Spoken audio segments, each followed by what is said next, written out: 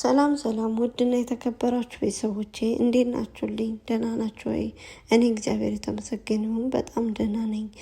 ዛሬ እንግዲህ ስለ ውቢቷና ስለ ታሪካዊቷ ጎንደር ከተማ ታሪክ እና ህንጻዎች ለእናንተ ላካፍል ነው የመጣሁት። እንድታዳምጡኝ በአክብሮት እጋብዛችኋለሁ። አመሰግናለሁ። ጎንደር የሚባለው ከአፄ አምደ ጽዮንም በፊት ጀምሮ ይጠራ ነበረ። ቦታው ግን እስኬት ድረስ እንደሆነ ተለይቶ አይታወቅም ነበር። እስከ ላሊበላ ድረስ ጎንደር ተብሎ ይጠራል። አፄ አምደ ጽዮን ደብረ ሲናን ሲተክሉ በጎንደር ምድር ደብረ ሲና ገዳም ገድሙልኝ አሉ። አፄ አምደ ጽዮን በ1360 ደብረ ሲናን ሲተክሉ ጎንደር በሚባለው ስሟ ትጠራ ነበር። ነገር ግን ቦታው ተለይቶ እስከዚህ ድረስ ተብሎ ጎንደር ተብሎ አይጠራም ነበረ። ጎንደር በእርግጠኝነት ቦታው የታወቀው በአፄ ፋሲል ሲሆን አባታቸው አፄ ሲሲኒዮስ ጎንደርን ለማግኘት ብዙ ደክመው ነበረ። በጎ የሚጀምር አገር ሁሉ እየዞሩ ጎርጎራ ከተማን ከተሙ። ነገር ግን አላገኟትም። በእርሱ ጊዜ ሳይሆን በልጆት ጊዜ ነው የሚገኘው ተብለው ተነግሯቸው ነበረ። ጎንደር የተገኘችው በአፄ ፋሲል በ1624 ዓመተ ምህረት ነው። አንድ አውሮፓ አቆጣጠር በ1632 ዓመተ ምህረት አፄ ፋሲል ናቸው ያገኟት። አባታቸው ከህዝቡ ጋር በሃይማኖት ምክንያት ከህዝቡ ጋር በሚጣሉበት ጊዜ ብዙ ህዝብ በማለቁ በጣም ብዙ ህዝብ አልቋል። በዛ ሰዓት 77,777 ሰው በማለቁ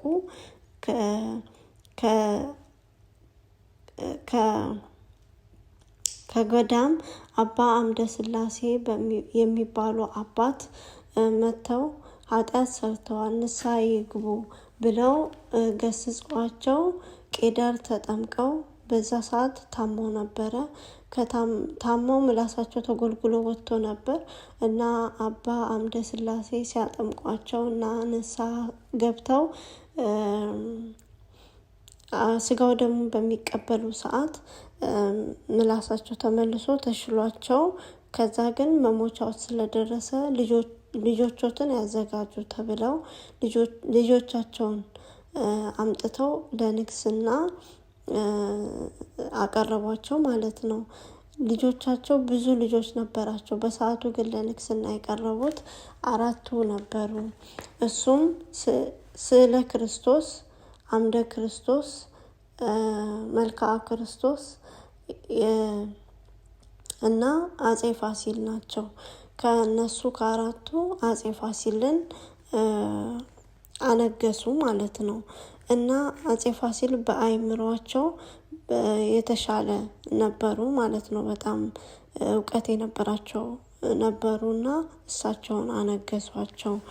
ከዛም እሳቸውን ካነገሱ በኋላ በ1623 አዘዞ ላይ አረፉ። እሳቸው ካረፉ በኋላ ልጃቸው አፄ ፋሲል ጎንደርን ለማግኘት ብዙ ጊዜ ሰላዮችን ይልኩ ነበረ። ጎንደር በዛ ሰዓት በጫካ የተከበበች መሀሉ ላይ ደግሞ ሐይቅ የነበረባት ነበረች ቦታው ላይ ማለት ነው። እና በተለያየ ጊዜ ሰላይ ሲልኩ አንድ ጊዜ በላኩት ሰላይ ምን አገኘክ ብለው ሲጠይቁት መጀመሪያ አንበሳ አገኘው፣ ከዛም ጎሽ አገኘው፣ ከዛም ነብር አገኘው፣ ከዛ በኋላ ደግሞ ሐይቅ ነው ያለው ብሎ ይነግራቸዋል። እና ከዛም አንድ በቅሎ ፍቱና ልቀቋት ወደዛ ብለው ሲሏቸው እሺ ብለው ያችን በቅሎ ሲለቋት ያቺ በቅሎ ሄዳ ሐይቁ ላይ ስትደርስ ተኝታ አገኟት ማለት ነው። የታገኛቸዋት ሲሉ ሐይቁ ዳር ተኝታ አገኘናት ብለው ይሏቸዋል ማለት ነው። ከዛም የሆነ ሰዓት ደግሞ ህፃናት ልጆች ከብት እረኛ ማለት ነው ከብት ሲጠብቁ ከብቶቹ ይጠፉባቸዋል። ከብቶቹን ከዛ ሲጠፉባቸው ሲያፈላልጓቸው የታገኛቸዋቸው ብለው ሲሉ ጎንደር አገኘናት ብለው ይላሉ ማለት ነው። ከዛ እሺ ብለው ንጉሥ ይህንን ወሬ ሲሰሙ ወታደሮቻቸውንና ህዝቡን ይዘው ጫካውን አስመነጠሩት። ቦታውን እንትን አሉ ማለት ነው፣ አጸዱት። ከዛም ካጸዱት በኋላ እዛው ድንኳን ደኩነው አረፉ ማለት ነው ንጉሱ። እና ወታደሩ የት ይደር ሲሏቸው እዚሁ ጎን ይደር ብለው ይላሉ ማለት ነው። ጎን ይደር በሚለው በዛው ጎንደር በሚለው በዛው ጸና ማለት ነው። እና ያቺን ጎንደር የምትባለዋን ስሟን በእርግጠኝነት አጼ ፋሲል እርግጠኛ ሆነው እዛ ቦታ ላይ ጎንደር በሚለው ያቺን ቦታ ጎንደር ተብሎ ተሰየመ ማለት ነው። ያው ጸደቀ እንደማለት ነው። እና በዛም ደግሞ የጎንደር የሚለው የአገር ጉንድ የአገር አድባር እንደማለትም ጭምር ነው። እና እንደዛ ነው። ከዛም በኋላ አጼ ፋሲል በ1624 ያንን ህንፃ ለማሰራት ጀመሩ ማለት ነው። ለዛ የሚያስፈልጋቸውን ማቴሪያሎች ግን ከተለያዩ ቦታ ነው ያስመጡት። ድንጋይ ከቁስቋም ተራራ፣ ደንበቃ ከሚባል ቦታ ደግሞ በጣም ጠንካራ የሆነ እንጨት እና እንደዚሁም ደግሞ ኖራ ኢየሱስ ከሚባል ቦታ ደግሞ የተለያዩ አይነት ከለሮች ያላቸው ኖራዎች፣ ነጭ ኖራ፣ ቀይ ኖራ እንዲሁም ቡኒ ኖራ ከዛ አካባቢ ያገኙ ማለት ነው። እናም ያ ኖራ የሚወጣው ጉድጓድ ይቆፈርና ከጉድጓድ ውስጥ እንጨት ይረበረባል። ከእንጨቱ ላይ ደግሞ ድጋሚ አፈር ይደረግና እሳት ይነዳል። እሳት ከነደደ በኋላ ያ እሳቱ ምንድነው እንጨቱ ይወርድና አመድ ይሆናል ማለት ነው። ያ አመዱ ነው ለህንፃው እንደ ማለት ህንፃውን እንደ ሲሚንቶ ለህንፃው ያገለግል የነበረው ማለት ነው። እና ከዛ ደግሞ መሐንዲሶቹ ደግሞ የመጡት ከህንድ ቦምቤ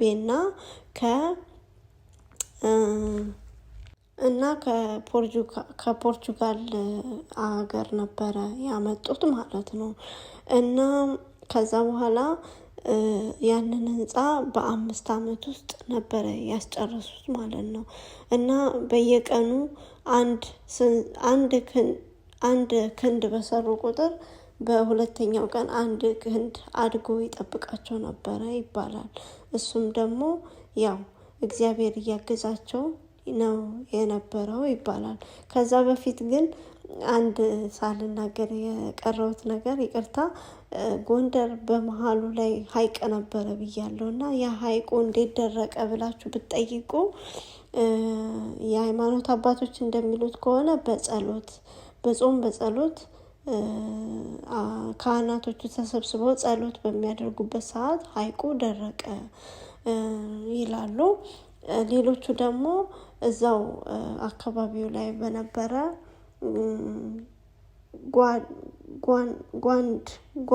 ጓንግ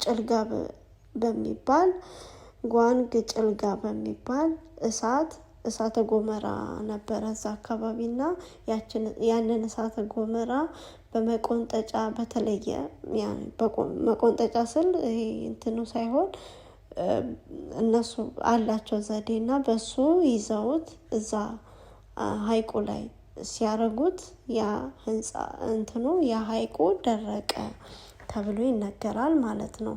እና ያ ህንፃዎች የተሰሩበት ቦታ ሀይቁ የነበረበት ቦታ ነው። እና ህንፃዎቹም ራሱ የተሰሩት በጣም ጥልቅ ሳይሆን በጣም በጥልቅ ተቆፍሮ አይደለም። ምክንያቱም ቦታው ረግረግ ውሃማ ስለሆነ ማለት ነው። እናም በዚህ አይነት መልኩ በ5 አመት ውስጥ ህንፃዎቹን በሙሉ አሰርተው አጼ ፋሲል ጨርሰዋል ይባላል። እና ስላዳመጣችሁኝ አመሰግናለሁ። እንግዲህ የታሪካዊቷ ጎንደር ከተማ ህንፃዎች ታሪክ ባጭሩ በጣም ረጅም ነው፣ ግን ባጭሩ ይሄን ይመስላል። እንግዲህ ሰብስክራይብ፣ ላይክ፣ ሼር አድርጉኝ፣ አበረታቱኝ። ከዚህም በኋላ ደግሞ በተሻለ መልኩ አቀርባለሁ። አመሰግናለሁ። ሰላም ሁኑልኝ።